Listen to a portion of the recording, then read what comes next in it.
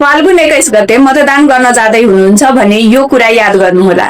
Vote गर्न जाँदाखेरि तपाईको हातमा 2वटा मतपत्र थमाइनेछ। तर 2वटा किन त? आउनुस् बुझौ यो भिडियो मार्फत। पहिलो मतपत्र प्रत्यक्ष तर्फको लागि हुन्छ। यसमा तपाईको क्षेत्रबाट उठेको उम्मेदवारलाई भोट गर्नुपर्ने हुन्छ। यसमा पार्टी हेरेर हैन, तपाईले काम गर्ने मान्छे हेरेर भोट गर्नुपर्ने हुन्छ। र अर्को मतपत्र समानुपातिक तर्फका लागि हुन्छ। यो भोट राजनीतिक दललाई गरिन्छ। यहाँ मान्छेको अनुहार हैन, राजनीतिक दलको नीति र विचार हेरेर भोट गर्नुपर्ने हुन्छ। र एउटा इन्ट्रेस्टिङ कुरा के छ भन्दाखेरि तपाईले चाहनु भयो भने पहिलो भोट एउटा पार्टीको उम्मेदवारलाई र दोस्रो भोट अर्को पार्टीलाई पनि दिन सक्नुहुन्छ। यसलाई स्प्लिट भोटिङ भनिन्छ।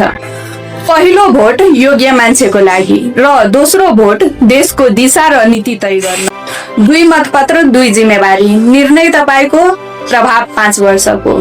त्यसैले सोचेर बुझेर जिम्मेवार भएर मतदान गरौँ। यस्तै अन्य जानकारीका लागि लिगल गफलाई फलो गर्न नबिर्सिनु होला।